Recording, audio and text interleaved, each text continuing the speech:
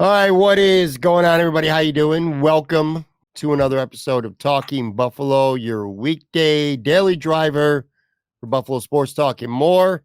I'm your host, Patrick Moran. Thank you very much, as always, for locking in today, whether you're listening to this in audio podcast form, whether you're checking us out video side on YouTube. Appreciate you all at that midweek, later in the midweek, actually, point of talking Buffalo. And that means I got my good buddy Anthony Marino from Buffalo Rumblings on with me. Let's just start with the basic, Anth. How you doing, buddy? I'm doing okay, and it's I'm usually the optimistic one when I come For in. sure. I'm taking some hits though this week. I'm not gonna lie. Like, as I was watching the game Sunday night, I found myself getting like angry over some of these missed calls or bad calls, and I know we'll talk about some of that stuff. But it's just like feels like it's a little bit of a tipping point for the season for the Bills, and you know here we are. I know we said it a couple weeks ago heading into Tampa Bay that it felt like a must-win game, and now Denver Monday night feels like a must-win game. So it's just a weird feeling, right? When you're at that point. So I'm glad I get to be on with you. It's kind of always somewhat therapeutic and just being able to talk through some things. And I'm glad you asked me to be on this week because I'm I always, need it. always glad to have you on. I got to tell you, between the game itself, which, it's time to move on, although we're going to bring up, we're going to weave in and out a little bit of it here and there. But this is probably, for sure, this season, the latest in the week following a game where I'm still kind of feel like that lingering hangover type of feeling. I feel about that game and I feel about this team in general right now, anyway, kind of like how I do here in Buffalo this time of year, where it's starting to get cold and it's dark out at 5:15. That seasonal depression, that gloomy kind of feeling that you get. I was driving around yesterday. I have barricaded myself for the most part in my house since Saturday. I work from home. That's my primary job. So sometimes I'll go a couple days without even leaving the house. Anyway, the clocks went back overnight Saturday into Sunday. Yesterday was Tuesday. It's the first time I left my house. I had to go do some running around at about 10 after 5, and it's pitch dark out. And I'm like, I mean, this happens every year, and it happens everywhere you live too. But I'm like, this sucks. That feeling. That's how I feel right now. The Bills don't suck. That's not what I'm saying. But this season sucks so far.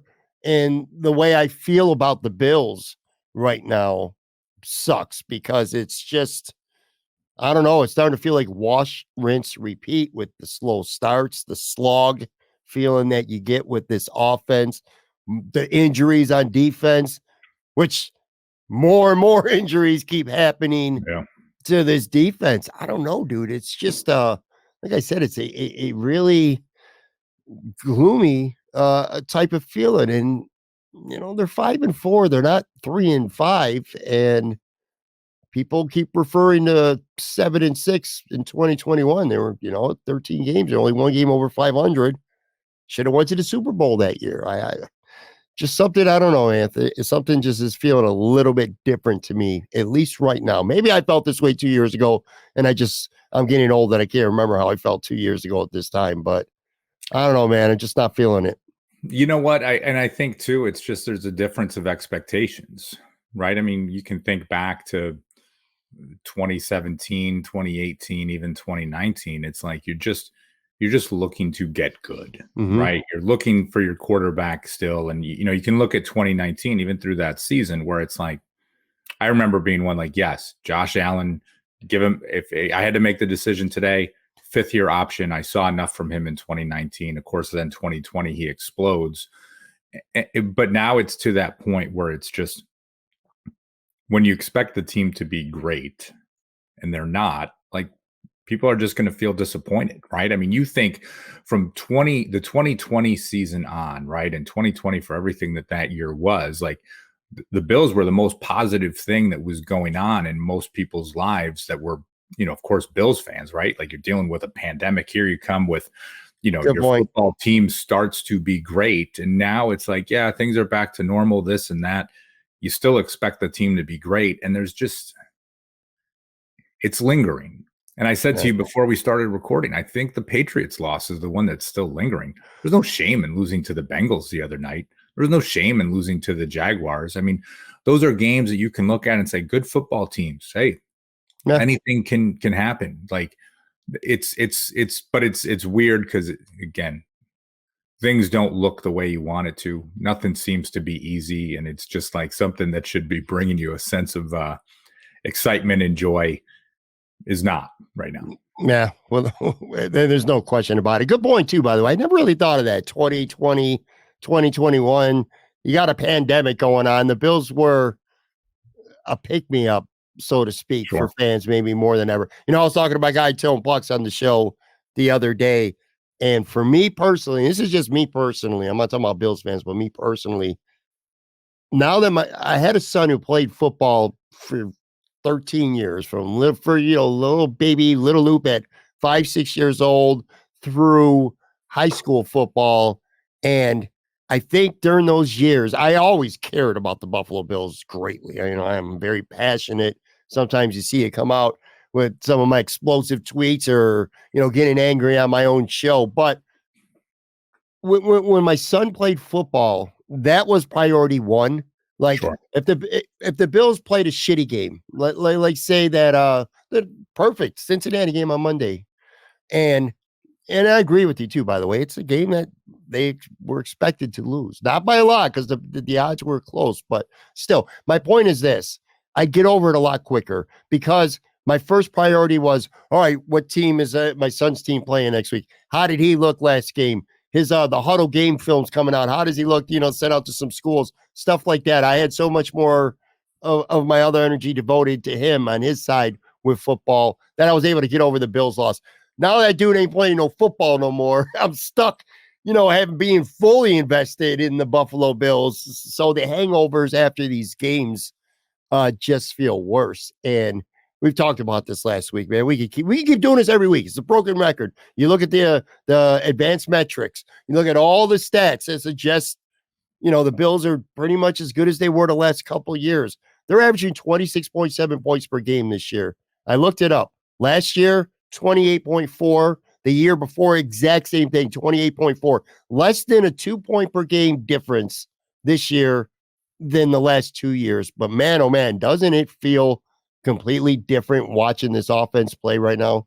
Yeah, and a few weeks ago, that average was at 30 points, right? So it is moving in the wrong direction. So like you can still look at things and say, hey, 26 points, okay, that should be enough for this and that. But it is, it feels like it's moving in the wrong direction. One quick thing, it's funny as you were just saying, talking about your son and the prioritizing, like, what was happening with that. So this weekend, on Friday night, my son plays on a great high school volleyball team. They're playing in the sectional championships against the local rival, which you could probably argue are the top 2 teams in the state, but they're from the same district, the same section. Lose a 5-set tiebreaker heartbreak, right? I mean, coin flip can go any way. Same team they lost to last year in a 5-set heartbreaker. Saturday, my daughter's first basketball game of the season that I coach, we lose in overtime. I go into Sunday night, I'm just like, all right, man. You know what I mean? And again, you're talking about things that are important in life, whatever, but just like, we're not going 0 for 3 this weekend, are we? Come on. And then, with the Bills game, you're just thinking to yourself. So it goes to that point of just like, oh my gosh, what was one thing that could have gone your way. So it's again, we talk about what's important in life, but it's one of those where you just talk about some of that gloominess or something to give you a little pep in your step. It's those things that we spend a lot of time following and doing. It makes it very relatable. Football, look, we spend so much time talking about the Bills, writing about the Bills, watching the Bills, listening to other people write and talk about the Bills, that it's a part of our lives, and it's a significant one. And when they're playing shitty, it bothers you a little bit. It certainly bothers me. And those numbers, like I said, it's so easy to skew them. They did put up 48 against Miami. I think that skews it overall. You've had some late desperation fourth quarter touchdowns, like in the Jacksonville game, the Patriots game. the Bengals game. I'm with you though. I keep going back to the Patriots game, just like last year with the Vikings game. Didn't seem like all that big of a deal at the time, but these games all matter in football. You only got 17 of them. They matter. Last year, because of that loss against the Vikings, that cost the Bills an opportunity to not even have to play in the first round. Now, they still beat Miami in the first round anyway. But my point is, I feel like that team was just mentally and emotionally and physically drained, and they really could have used that week. And I think that, not to make excuses for them, but I think that's valid that, they needed that. This year, look, they're going to be in a dogfight to get in the playoffs. Let's do this. Do you want the good news or the bad news? And I'm talking to you, and I'm talking to everybody out there who's watching or listening. What do you want first? You want the good news? You want the bad news? Get the bad news out of the way. Get the bad news out of the way. All right. Look, the Buffalo Bills right now, and this is just being objective and unbiased and honest, and I'm not speaking as a fan right here. This is a Bills team that could easily finish out of the playoffs right now. They could finish with 9 wins, maybe even 8 wins, and miss the playoffs entirely. I know it's done for fun, and you take it with a grain of salt, and he's certainly no, expert, but it was fun listening. Not fun, not this time anyway. Listening to Howard Simon, he still makes an occasional spot on WGR. Howard picks the Bills. Howard picked the Bills to win 8 games for the season and be done. They're at 5, okay, and they've played 9 games. And we're going to give them Denver. We're going to talk about Denver, by the way, in the show a little bit. Because, look, it's the NFL, and this is not the same Denver team that gave up 70 early in the season against Miami. But anyway, Denver, the Jets, which I hate giving the Bills a win against the Jets before they play because of how the Jets always play. But we'll do it. And then New England at home. That gets you to 8 right there, right? Then you got at Philly. At Philly, let me reemphasize that. At Philly, who I think might be the best team in the NFL. At Kansas City. You're home against Dallas. You're on the road against the Chargers, who they're going to go on a run at some point. They're just too talented not to. And then you're at Miami. You need to win 2 of those 5. Again, Philly, KC, Dallas, Chargers, Miami. You need to win 2 of those 5 to get the 10 wins. You're not getting into the playoffs going 9-8. Not the Bills. They've already got 4 conference losses. Yeah. And the teams like Pittsburgh and Cleveland that they're going to be fighting with for wild cards, they're not playing them. So head-to-head won't come into play. Conference record is going to matter. And the Bills are only 2-4 right now in their conference. So they're going to need to beat 2 of those 10 teams, man. They're in trouble. This is a team that's legitimately in trouble right now. Like, I feel like the margin for error is gone. They're going to have to play better. I'm sorry, not to cut you off. One last point, then I'll turn it over to you. Bottom line is this. They're going to have to figure shit out. They're not going to get to the playoffs playing the way they are because they're not going to beat the good teams playing the way they are right now. Yeah, and good teams put bad teams away, and we have not seen the Bills do that this season, right? You can look at the even 2 of the victories, the win over the Giants, like when the Bills went up late in that game, their defense should have put the Giants away, but they did not. Right. Same thing against Tampa Bay, right? Who has a Hail Mary that could have won the game for them. You look back, of course, the game against the Patriots. The Bills go up late, even though they had been outplayed that game. You're the better team. You go up late and you give up a touchdown drive to Mac Jones with 1 minute and 50-some seconds left. And then even you talk about the game against the Jets and looking back at that piece. And it's like that is the difference between good teams and okay teams. And right now the Bills are an okay team. And there's you go on social media, there's so much fighting back and forth of like what it is, whether it's this or that, or it's all of it. It's all of it. Like there is nothing like, I'm not just blaming Dorsey or McDermott or Josh Allen or the defense or the injuries or this. It is all of it. You combine it all together. And right now there is a weird part. And again, don't start yelling at me, folks, or getting in my mentions or whatever. But it's like, is it almost better if it's not working, then don't work, right? Then miss the playoffs. Then realize that there is a problem and things need to be different. That maybe you held on to some guys for too long. That maybe things aren't working with your offensive coordinator. That maybe you need a different philosophy. That there's a lot of what ifs, but it's just like that point of just you either need to turn it up now or I don't know what, right? Yeah. And that's about as dramatic as I get in these situations. But listen, you're 100% right. It got to a point earlier in the week when I had Tone on with me start talking about next off season. And that's like the last thing I want to do. We started talking about the off season and how much change is coming because there is change coming. If the Bills win the Super Bowl or if they don't make the playoffs, the salary cap and the amount of free agents that they have and some of their contracts, there's change, big changes coming. I don't want to call it a rebuild. It's certainly not a rebuild. Might be like maybe a soft reset, something like that. But there's changes coming in this organization. So that's the bad news. The bad news is plain and simple. The Bills are in legitimate trouble, and there is far from a lock. Like when they were 7-6 2 years ago, you never spent a second of your life thinking the Bills might not make the playoffs. At least I didn't, and most people didn't. Well, you could look at the schedule then, and the schedule in front of them. They're 7-6. And what did you looking at? Like the Falcons with the quarterback formerly known as Matt Ryan, the Panthers. You're playing the Jets at home. Like it just you could see the path.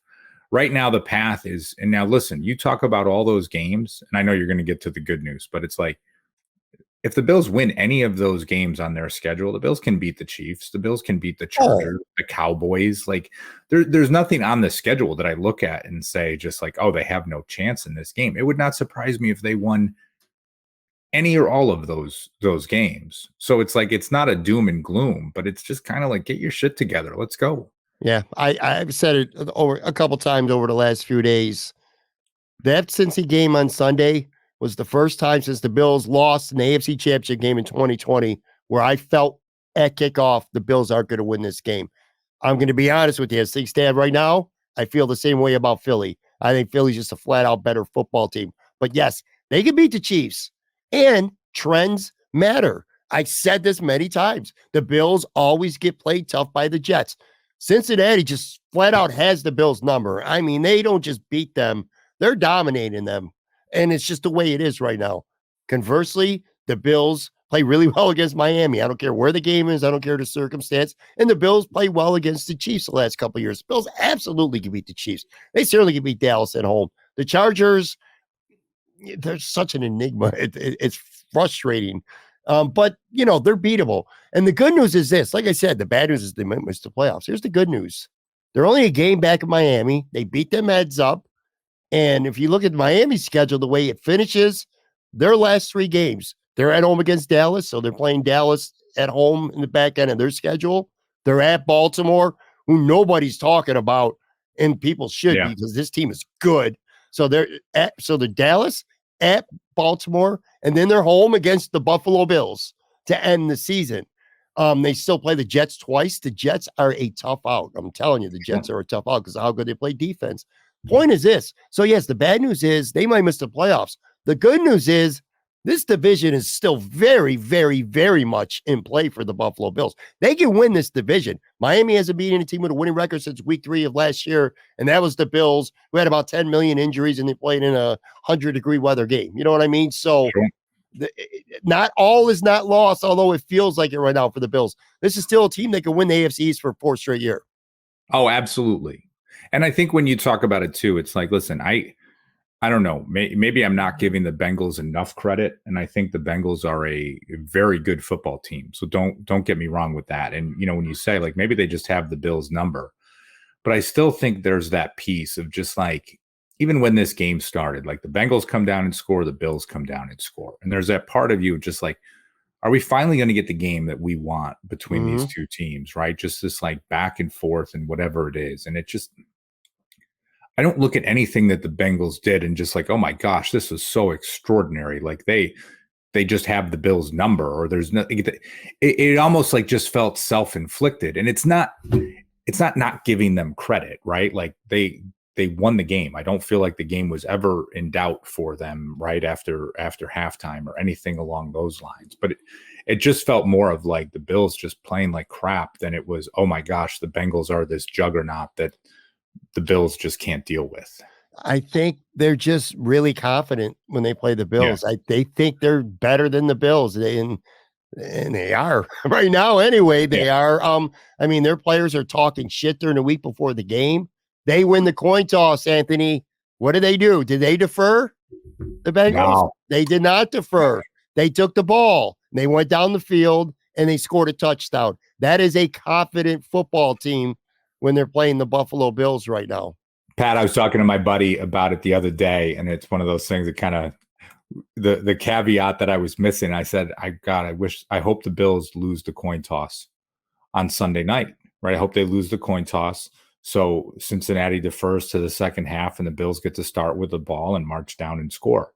Well, the Bills lost the coin toss, but the Bengals said, like, yeah, we're taking the ball. Like we're not deferring. And it just, again, one of those pieces. And even when, again, it's 7-7, the Bills come, they march down, they score. I'm like, all right, this is good. This is going to work out for the Bills because they're going to hang in the first half. They're going to start with the ball in the second half. And like, let's correct things here. That obviously did not happen, but yeah, kudos. And it's interesting with the Bengals too, right? Because there's some weird analytics and metrics of them like punting in some fourth down situations where they really shouldn't, right? We're in the plus side of the field, or there were some things there that it was just like, wow, those are, I guess that's who Coach Taylor is. Like, that's a little interesting.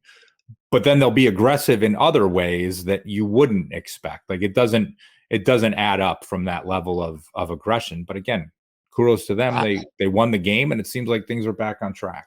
I think it is a case last week's game against the Bengals, just like the Bills 2 weeks ago. I think their offense, they only scored 3 points in the second half. The Bills offense didn't score much in the second half against Tampa. Kind of you take your foot off the gas a little bit, and you have a lot of confidence that their offense is not going to beat your defense, just like the Bills did against Tampa and were not for that Jordan Phillips penalty, when it even came down to the end of the game. I think that's what happened with Cincinnati. I think they got up bigger and they took their foot off the gas a little bit, and they said, you know what? I don't want to give you the ball at the 40, 45-yard line or midfield and try to go for it. We'll punt it, pin you back. They did a good job of punting and pinning the Bills back, too, because the Bills did not have good field position for a lot of that game. Let me ask you this, because, and we talk about the start of the game. Since he takes the ball, bam, they score. The Bills come right back, and you're like, all right, fasten up. Here we go. Just like the start of that Bills-Miami game in week 4. Then since he scores again, and then Josh Allen just throws an absolutely inexcusable interception, and boop, 21-7, uphill battle that they're not going to get out of. We'll talk about maybe Josh in a minute here. I want to start because to me, this is the most important thing. Again, we'll get into Denver in a few minutes here. Sean McDermott, maybe it's me, and it's just not sitting well with me, and other people don't care as much. But I look at Sean McDermott right now. Is this a coach that is kind of lacking a little bit of self-accountability? Because I've listened to him and I'm starting to pay more attention to, reading the tea leaves. And maybe I'm doing it a little bit too much. But a couple weeks ago, I don't remember, I think it might have been after the New England game, Tyler Bass had missed 3 field goals in 2 games. And coaches just don't ever seem to call out things in players specifically. But he did a couple weeks ago. And then this game on Sunday night, the Bills got outplayed. They certainly got outcoached as well. And Sean McDermott keeps using these same buzzwords, execution. He called out the 2 turnovers. He says something along the lines of, I'm paraphrasing a little bit, but you can't turn the ball over twice. It got us away from our winning formula, whatever the freak that meant. So he's using that with execution, and he's using that a lot. Complementary football. He's using those words a lot. Basically, to me, what he's doing is putting all the onus right now on the players. I know it's coach speak and it's cliche, but for once, I actually want to hear coach speak. I want to hear Sean McDermott say, listen, we got to play better. We got to coach better. We need to be better prepared. And he's not really saying that stuff. He's basically, without saying it, word for word, he's saying our players are going out there and screwing up and not getting the job done right now. That's the way I'm interpreting the way he's acting. And I know for a fact, maybe not current players this year, but over the last couple of years, this has not resonated well with some of the players on the football team. This goes all the way back to 13 seconds where there just wasn't any sense of coaching accountability, really. What do you think right now with that? Yeah, it's a fine line. It really is. And I say it because it's if he just does 100% coach speak, people get angry, right? If he sort of has a little underlying, like, yeah, I'm kind of calling my guys out a little bit, like I'm towing up to that line. Maybe I'm just going an inch over it, but not too far. Like, because there are definitely execution things that are not going well. Like, I think that is fair to say that, like, this comes down to execution. In a perfect world, right? What do you say in this scenario? Hey, as a coach, I could be better. There's some things that I've got to look Right. at, I Yep. can improve on. And I'm sure if the guys were up here right now, our players, they would tell you the same thing, that there's some things that they need to execute on. It's a way of getting it across, of saying, like, there is part of this on me, but I'm going to share this with the guys. And I think everyone would probably listen to that and say it's okay. But again, for where things are right now, and I equate this, I know I use basketball analogies too much. As a coach, you have to believe in what you are doing is best for the team. You have to have that level of confidence. And sometimes, yeah, you can admit when there's a mistake, but it's also that level of almost, and it's borderline arrogance that comes to it. I think back to Jim Boeheim, the Hall of Fame coach for Syracuse University. Like, listen, Jim Boeheim was playing a 2-3 zone no matter who he was playing against. You could be the best 3-point shooting team in the world, or you could have 5-7 footers on the floor. He was not changing his defensive scheme for whatever it was, and he was going to win 85% of his games, right? And have a lot of success with it. So I think with coaches, I mean, look, at any time you draw up a play, it is designed to work. Whether it's your defense, your offense, it's like, hey, the 11 guys do what they're supposed to. This play is going to work. And again, it's that level of almost borderline arrogance that you have to have as a head coach to have that type of confidence. I realize guys might not like it. Here's the reality with it. You're not always supposed to like your head coach. There are some things that they're supposed to do that will rub them the wrong way. Sean McDermott is not going to be perfect, but I still think he's a damn good coach. And, there's some things that need to be better. Don't get me wrong, but I don't read into it too much, or like that. I think there's a problem with it, because sometimes I think you need to kind of toe that line a little bit to just, you know what, maybe somebody isn't playing well enough. Maybe he's not talking to all 53 guys on the team, but a handful of them when he says that line. And it's like, maybe you need to take a look at yourself and say, is there something I need to be doing better here?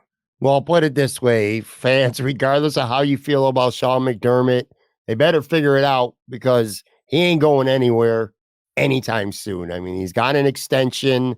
They've had a lot of success, especially regular season success, since he's become head coach. It would take this year and next year just being epic failures, I think, for Terry Pegula to move on from him. So regardless of how you feel about him, it needs to work itself out, because he's just not going anywhere. Ken Dorsey, that's another story. I'm getting to a point, though.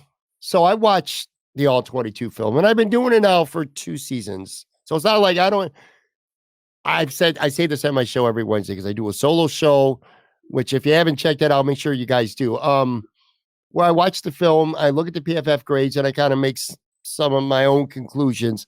I say it all the time. I'm not Eric Turner. I'm not Anthony Prohaska. I'm not Joe Marino. I'm not going to be able to break down schemes and, cover fits and all this stuff. But I just kind of watch it, get my own opinions. I got to say this. Ken Dorsey deserves a lot of blame. And in fact, at this point, I'm ready to move on from him. And I do think the Bills, I think he is going to be, I don't want him to say scapegoat, because I think his firing could be deserved at the end of the season if things don't change dramatically starting like now. But sometimes you got to put some shit on the quarterback too, man. And in the both games now against the Bengals, when I went back and watched, it's the only 2 games I've seen that I can remember where when you look at Josh Allen's box score and then you watch the film, I think you conclude that he played a lot worse than the stats indicated. He has, just like always, he had some really good plays, some good moments, but there's a couple of bad plays. And I'm going to throw this up here, and look, Pat Mahomes, you do the same thing. Jalen Hurts, these guys all make mistakes, and it's easy to just slap up one graphic and say, oh my God, look at this. This guy was wide open. This guy was wide open. They all make those mistakes, all of them, not just Josh Allen. So I want to preface that. But I put this up here. This is the interception. If you're watching this on video, for the audio side, I'll describe it. This is the play where Josh Allen throws an interception intended for Gabe Davis, where it's 14-7 Cincinnati. It was 2nd and 10 with about 9 minutes left in the second quarter. And I got circled. James Cook off the line is wide open. You could have went to Kincaid. You could have went to Stephon Diggs. Worst case, you're setting yourself up with a 3rd and short. I'm starting to feel like Josh Allen's getting a little bit of tunnel vision. Like you could see in the film, he stared at Gabe Davis from the moment that ball was snapped until he telegraphed it and threw it, which was an easy interception. He's going through moments where I don't know if it's because he wants to press, you know, and he doesn't want to take what the defense gives him, which he was doing earlier in the season. The Raiders, Miami, Washington. He's just telegraphing plays in tunnel vision. Another play I don't have a graphic. The Hardy, remember the Hardy bomb? Yeah. The one throw, which I'm so annoyed about Deontay Hardy. Not because of him, not his fault. Yeah. But Gabe Davis was open on a crossing route. Easy 10 to 12 yards. He never even looked. He was going to Deontay Hardy no matter what. My point is this. I love Josh. We all love Josh Allen, and he's a top 5 quarterback, and I don't think that's changed for me. But he needs to be, I don't want to say accountability because he does take accountability. But this ain't all Ken Dorsey. Sometimes the play's there and the quarterback's just making the wrong decision. And Josh is doing plenty of that, quite frankly, recently. Yeah, and it's again, you know, the Josh Allen conversation, there's parts that he needs to do better. I think sometimes it's, and everyone wonders, like, is it Dorsey? Is it McDermott saying, like, I don't want you doing this? Are they in his head? Whatever it is. And it's like, and nobody knows. Like, that's not going to come out unless it's like 20 years from now. And Josh Allen is doing a weekly podcast with Tyler Dunn and, you know, sharing all the, you know, intricacies of what happened all those years ago. When I look at Josh playing these days, it's like, it does not seem like he's having fun out there. No. Say that from a, like, you know, here is a guy, and like, listen, he's not a fresh-faced rookie anymore either, right? He's been around, he's seen some stuff, he's, you know, endured some tough losses, this and that. And I think back to the episode of Ted Lasso. It's always one of those pieces I find it very relatable in life when Isaac is in this like horrible, tough spot, wearing the weight of the world on his shoulders as captain. The team is not playing well. And Ted and Roy meet him in like the dark alley back where Roy used to play growing up. You know, and Isaac is out there playing pickup football, and he's all like, you know, trying to get me hurt, this and that. And Roy pulls him over, and it's like, you know, gives this just epic speak of like, you know, F your feelings, F your this, F your that. Like, football's supposed to be fun. Go out and play. And I feel like for the player that Josh Allen is, when he is like scrambling around the pocket and resetting himself, and, you know, you can say like, oh, backyard football is what they do best. Yeah, that is what he does best. That is not a Ken Dorsey thing. It's not a Sean McDermott thing. It is like, that is when this player is at his best. So let him be at his best. But there is just something going on where everything feels forced. Everything feels difficult. And it's just like, again, not to equate it to like, yeah, Ted Lasso, fairy tale TV show. I get it. But like something along the lines of like, just go out there and play. And if you make a mistake, you make a mistake. Like, who cares? Like, just go. But everything feels like every play has a weight, you know, a rock in the backpack type of mentality to it, of just sort of like, if it doesn't work, there's this like just weird sense around it.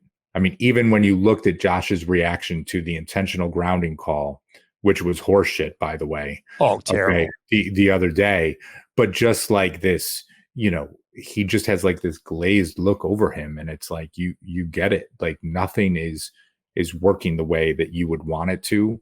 And I just hope that they can just figure that part out soon.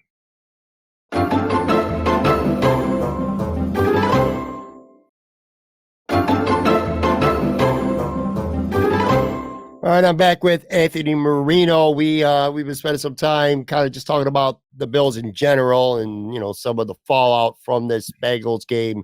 We'll get to Denver here in just a second. Real quick, too, I want to remind people, if you haven't done so already, and you have Twitter, go on my Twitter at Patrick Moran TV. I got it pinned right at the very top.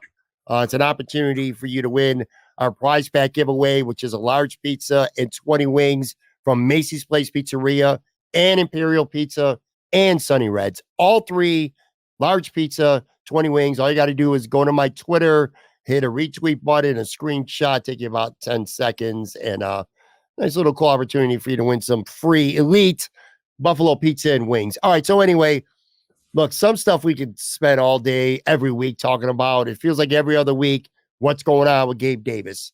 I'll tell you what's going on with Gabe Davis. They're not throwing him the football. It's as simple as that. Let's move on from that because it really pisses me off.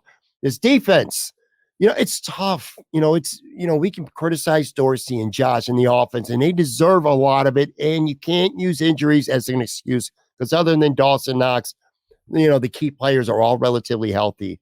Not the same on the defense. So it's really hard to come down on them. Alex Brask, I never realized this. He put up a tweet at the end of the game on Sunday night. And I never thought of it, but I was like, damn. He said on the field for the Bills defense to end the game. They had Taylor Rapp, Dorian Williams, Tyrell Dodson, Josh Norman, Dane Jackson, Jordan Phillips, just the way Buffalo drew it up to begin the year. It is insane how hard this defense has been just completely decimated with injuries. I'm going to say this because, usually when we tape on Wednesday mornings, and today's no exception for a Thursday drop, the Bills haven't practiced today. We have no updates with the latest injuries. The understanding is Dane Jackson will be fine, but Micah Hyde, Christian Benford, Terrell Bernard, there's a chance they miss time. Now, you're talking, if those three miss Monday night's game, 6 of your 11 starters from week 1 on defense are out because of injury. It's just insane. You can only put so much on the defense when you're that decimated. That's depressing too, because this was a defense, if healthy. I'd feel a lot different about the Bills being 5-4 if it wasn't for injuries. Like if Milano, DeQuan Jones, I'd be like, they'll figure this shit out. These guys are great players. But now you're talking Dorian Williams being out there, and Josh Norman might end up having to play more snaps than you want him to. And again, just going up and down the line, it's just Terrell Dodson's important now. He should be playing special teams, and now he's an important part of the Bills' defense. Come on, man. I laugh because it is just when you think to the start of the season, right? Like, good gosh, like an injury to Terrell Bernard is like a thing that is devastating right now based on where things are. And you're talking about like Josh Norman, like what this is where things are, right? And again, you can go through, you get one injury here or there, right? Like, hey, Micah Hyde goes down last season. It's like, okay, DeMar Hamlin, what can this young guy do? Like, if it's 1 out of 11, that's one piece. If it's 6 out of 11, you can say next man up all you want. This is a hell of a lot different than anything along those lines. And it just, I know people will say, oh, every team goes through injuries, this and that. It's fine. Every team does. But if you are talking 6 out of 11, yeah, I can, you can call it an excuse if you want. That is a legitimate reason. It is. It's not an excuse. It's a reason. It is. And I mean, they did sign over the past week 2 new guys, Linval Joseph and Russell Douglas, who, by the way, we were wondering if they might play. Well, they played a lot on Monday night. I think they had to. They had no choice. Joseph had 30 snaps. Douglas had 42. And these guys had 2 practices with the team. They both played fine. I feel pretty confident in them. One last thing before we get into Denver specifically, and just, I at least want to bring them up quickly.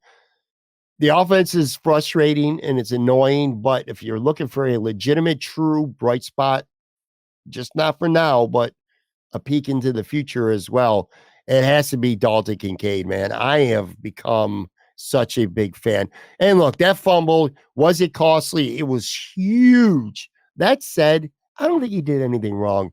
He was trying to make a play, and it was bang, bang, too. He went up in the air, a perfect play. Sometimes the defensive guy just makes a beautiful play, and you got to take their hat off. I don't want him to fumble the football, but you got to give credit to the defense. It was a great play. But anyway, he had 10 catches. You could tell Josh's comfort level with Dalton Kincaid is growing exponentially. I mean, he trusts him. You could see it. And I take away like my bright spot. Remember the Chiefs offense a couple of years ago? They had Tyreek Hill, so Diggs. They have Kelsey, Kincaid, and I'm not comparing Kelsey to Kincaid. I'm just saying the same type of thing where he's one of your 2 best pass catchers. And then the other guys, who gives a shit? We talk all this wide receiver too. I don't care. Mecole Hardman, Scantling, Juju Schuster, you can go up and down the road with Kansas City. Now they got Rashee Rice. It's like somebody's going to step up. And I'm good with the Bills, whether Shakir, was Hardy, if God forbid they actually start using this guy more, Sherfield, Gabe Davis, whoever. I really don't even care about the number 2 receiver. I'm really excited about Dalton Kincaid. Dalton Kincaid is he's your number 2 receiver at this point. Listen, I'm incredibly excited about him. What he has done these past, whatever it's been, 3 weeks of truly showing, right? Like, hey, this is what a first round pick looks like and can do. I am not as easy to look past the fumble, though. And here's why I say it. If that play was Dawson Knox and he fumbled that football, people would be losing their minds. Dawson Knox, this and that, blah, blah, blah, all this type of stuff. Fair. My hope is for a player like Dalton Kincaid, it's just like, okay, this has got to be a learning moment for the young guy, right? To come back in a situation like that. Hey, you're fighting for a couple extra yards. You can do that with wrapping the ball with both arms and making sure that that's not going anywhere. And I think he's the type of player that he will learn from that. But that was an incredibly costly mistake. Oh, for sure. At that time in the football game, at just the worst time. And it's so again, right? A rookie, all that type of stuff. I'm good, but I'm not going to give him too much of a pass just because he's showing some real progress. Because if it was Dawson Knox or Gabe Davis or whatever, anyone other than Stephon Diggs, they'd be killing him. Lost their minds. So it's just a little bit of like, okay, it happened. Let's just make sure this doesn't happen again. That's fair. All right, so the Bills are 5-4. They don't play again on Monday night. God, I gotta know. It's bad enough having to wait Sunday night and all the football going on. Which, by the way, this past week, because of Miami and Kansas City playing the morning game, so I actually got my ass up early after having a fun day with friends. I'll just leave it at that. On Saturday, that went into the night. Such a long day waiting for the Bills to play on Sunday. I say it. I sound like a broken record. I am so over these primetime games. I hate it. But anyway, that's what it is. The Bills at 5-4 are playing the Denver Broncos at home on Monday night. And I'll tell you this, it's easy to look at the Denver Broncos and associate them as the team that gave up 70 points to the Miami Dolphins back. I think it was week 3, because that was the game that Miami scored 70 going into the Buffalo game in week 4. They lost 5 of their first 6. They were pathetic early in the season, kind of looked like they were tanking. New coach, Sean Payton. But this is not that team right now, man. This is a team. They've won their last 2 games. They beat the Kansas City Chiefs, which not a lot of teams could say that. They beat them 24-9. And they also played them twice. They only lost 19-8 in Kansas City the first time they played them a handful of weeks ago. So this is a pretty competitive football team right now that's playing well. 2 straight wins. And for what it's worth, they're going to be very well rested because they're coming off a bye. So, look, I'm certainly not going to go as far as to say this isn't a game the Bills shouldn't win. But this isn't, it's not the biggest gimme in the world either. This is a football team that's playing pretty well, that knocked off the defending Super Bowl champ 2 in a row, and they're coming off a bye. Yeah, and it was, you talk about them as a team around the trade deadline. There were certainly guys on their roster, Cortland Sutton, Jerry Jeudy, like those names would get thrown around. Like, are they going to be sellers? And right, they really weren't. And, from that standpoint, it's like, there's some talent there. It's certainly an upgraded head coach in Sean Payton. Yeah, things have not necessarily been going well, but as you mentioned, they beat the Chiefs. So it's just one of those, like, and let's be honest, the Bills should not be overlooking any opponent at this point, the way that they've been playing. So, this is probably enough of, I don't want to say the perfect opponent for them to play, but let's just say it's a team that's middling, right? They're good enough that you definitely can't take them lightly. You're playing at home, even though they're coming off the bye. The Bills, the extra day's rest, I'll at least take that as a positive right now, especially as it relates to Christian Benford and Micah Hyde and the potential to get them on the field. But yeah, this is a weird game, right? I mean, it's kind of like the same stuff that we were saying about Tampa Bay 2 weeks ago, right? Like, they're good enough that you're not looking past them. Like, you should be better. But again, for the Bills, they came out, they demonstrated that they were better. They dominated most of the game, but you let a team hang around enough. Like, you don't want to let the Broncos hang around on Monday night. No, they could be a dangerous team. They're 3-5. I feel like I'm sure they think that they're not out of it. They can still. There's time to climb into a playoff wild card race. Definitely got some strengths to their team. You mentioned their wide receivers are very good. Jerry Jeudy, Cortland Sutton, that's one of the better 1-2 tandems in the NFL. Marvin Mims is a really promising rookie. I think he returns punts too. He's dangerous there. They got strong running backs between Javonte Williams, Samaje Perine. So they got some weapons on offense. I think the worst part of their offense is their quarterback because I still think Russ Wilson is completely cooked. But he's been around. He's done it before. Defense, not a lot of studs on that. Nick Bonito's got 5.5 sacks. Jonathan Cooper, 4.5. They do have, though, and this one might be a fun matchup. If you're looking for objectively a fun thing to watch for on Monday night, some Patrick Surtain on Stephon Diggs might be a lot of fun because there's not a lot of corners in this NFL that do it better already for being so young than Patrick Surtain Jr. Well, yes, a great matchup, and it kind of goes back, not to keep talking about the Cincinnati game, but one thing that we didn't discuss, that first drive, the Bills, two targets, 2 completions to Stephon Diggs for 40-some yards, right? I mean, one where he's breaking tackles, just keeping moving, just making plays. And then they're not getting them the ball after that. And I know we're saying like, hey, we don't want Josh forcing the ball into folks or anything along those lines, but it's just like, that is your best player on offense. That is your best weapon. Get him the ball. I don't care if it's Patrick Surtain, man coverage, zone coverage, whatever it is, not just forcing things, but it's just, even when you showed that graphic before of the interception to Gabe Davis, like during the game, I thought he was throwing to Diggs in that position, right? It was just like, okay, we didn't get the ball to Diggs on the last drive. He turns to the left. Diggs is open. It's just that piece of like, here is a guy that is open so much. Like, let's just make sure that stays consistent. And that has nothing to do with Diggs. His attitude is this and that, like keeping him happy. Like, he is arguably the best wide receiver in the NFL right now. Statistically, he is. So it's like, get him the ball. You can still get the ball to Dalton Kincaid. You can still do these other things. But the best way to sustain drives is by passing the ball to Stephon Diggs. No. And that was the thing they got away from on Sunday night. And I did not see anything like, again, I'm no film guru or those pieces like you say, but there was nothing that the Bengals did that it was just like, oh my gosh, look at what they did defensively that just took Stephon Diggs out of the picture here. Not the case at all. So I agree.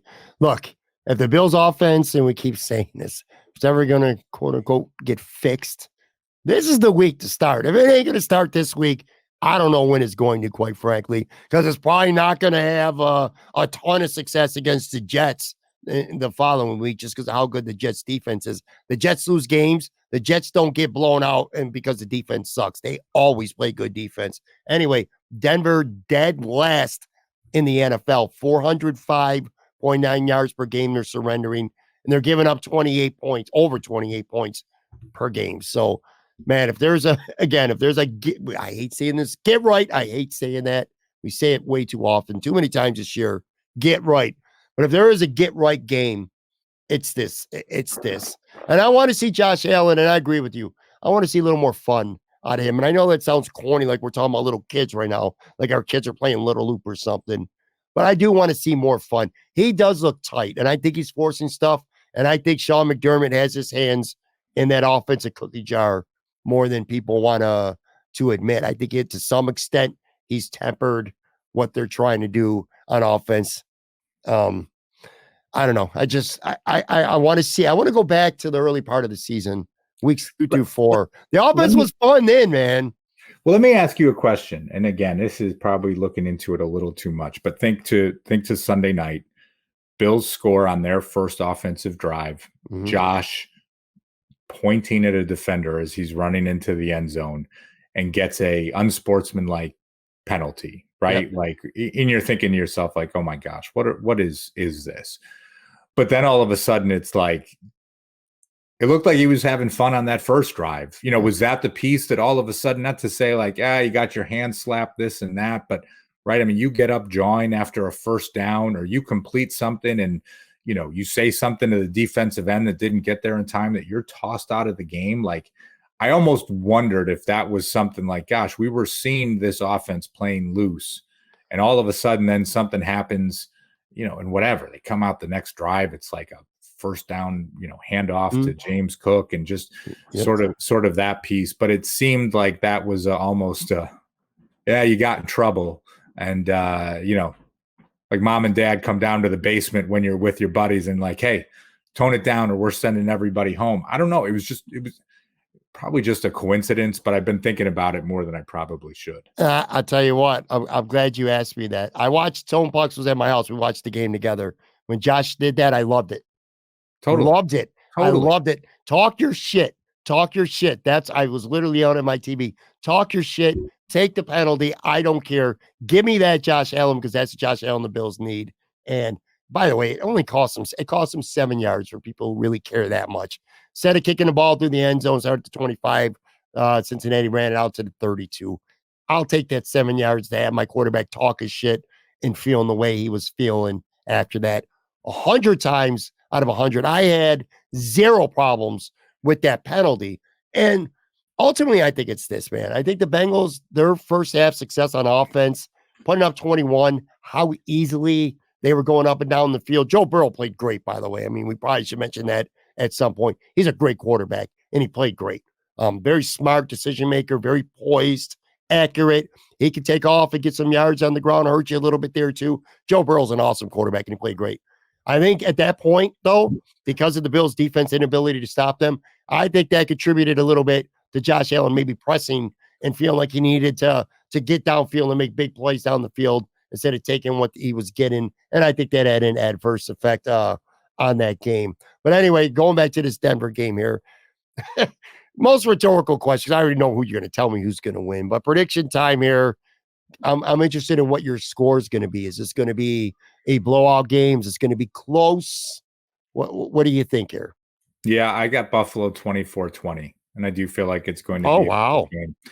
Listen, I think and I say that, right, it's a little bit of, just call it recency, I don't say bias or whatever, just sort of how you're feeling, kind of like a lack of confidence with this. But even to your stat before, you said, this Broncos defense is giving up 28 points a game or whatever the number was.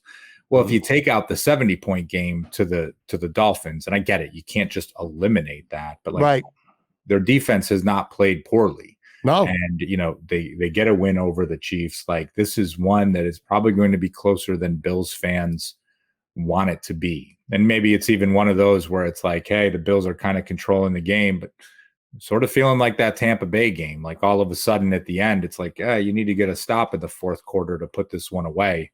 And can the Bills do that? So, at some point the injuries have caught up to the team, and you just can't say, you mentioned it before. If if Matt Milano and Daquan Jones are out there, you're probably like, yeah, they'll get this right. These guys will make some plays. They'll do this. There's just too many injuries to just look past and say that this Bills can just put a team away. Yeah. I'm glad you mentioned that too about Denver with the defense. Yeah, they gave up 70, but this is also a team that held Kansas City to 9 points and to 19 points to 2 times. So they've held the Chiefs under 20 points twice. It's not easy to do. No. I think the Bills are going to win, and I'm not going to have another show later in the week and change my mind like I did last week. I think the Bills are going to. I think the Bills offense is going to have some success. I think they're going to put up 31. I say 31-23. And the only reason why I even give them 23 Denver is because I hate speculating because it's so early in the week, and we're taping this before they even practice on Wednesday, where the first designations for injuries come out. But I think, Mike, there's a good chance Hyde and Bernard don't play this week. If Benford doesn't play, they're fine. Douglas and Dane Jackson, I think the quarters are fine. But Terrell Bernard, that's a big loss. And Micah Hyde obviously could be a big loss too if those guys don't play. But I'm still going 31-23. I think the Bills offense is going to start to get it cooking a little bit better. One last point. I forgot to tell you this. Should have said this an hour ago. Sean McDermott talking about different styles of offense. He was asked why they're not going to the up-tempo more. And he said they wanted to try different styles of offense. That almost made me want to take something and whip it at my computer, because I listened to the presser on my computer. I almost punched my computer when he said that crowd noise in the end zone. There was no crowd noise when the Bills went 85 yards on the first drive. Up tempo was crowd noise an issue there? No, it wasn't. Anyway, I'm pissed off. If you want a different tone next week when we talk, we better not be talking about a Bills loss, dude. We might not even be able to talk Bills anymore if the Bills lose to Denver at home on Monday night. Simple as that. We haven't done it in a couple of weeks. Let's finish off with our finish the sentence segment. For people new, this isn't Anthony and I just ask them 3 pop culture or life questions. Just an opportunity for fans to get to know a little bit more about us on the other side, besides just what we think about the Bills and stuff. And if you're watching or listening at home, maybe give you a little bit of a thought exercise for yourself as well. 3 questions this week. Let's start with the first one here. A TV show someone in my family liked growing up that I didn't was blank.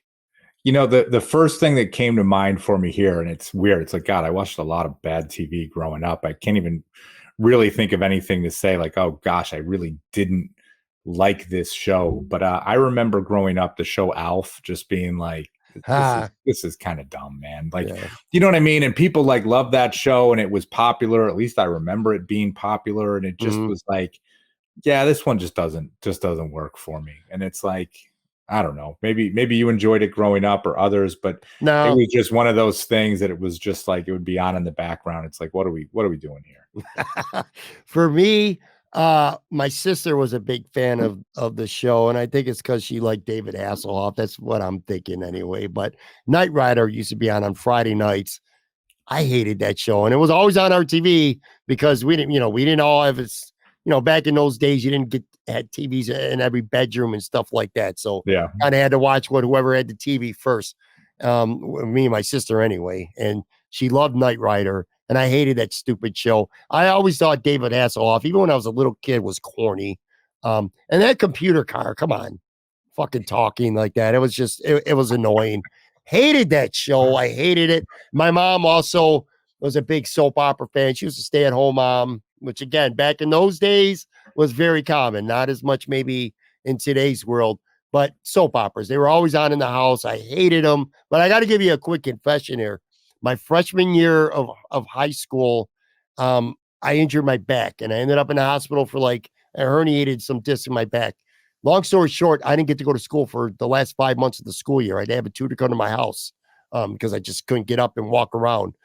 I don't want to say addicted, but I started watching soap operas for that year because when I was growing up, again, we'd have one TV in the living room where you didn't even have a remote. You had the thing that, God, I'm making myself sound so damn old here, where you had to change the channels. There weren't a lot of channel options up in my room. We didn't have cable upstairs. So it was basically 247 Fox. I don't even think ESPN was up in the bedroom. No, it wasn't because it didn't have cable up there. So anyway, I ended up watching all these soap operas. One Life to Live, All My Children, and General Hospital, that little block on ABC. So even though I hated my mom watching it, I think I started to hate watching it myself when I had no choice after I got hurt. All right, next one here. A TV studio show taping you've attended or would have loved to attend is blank. I hope I explained that well enough to you. When I said that to you, I'm like, does he understand what I'm talking about here?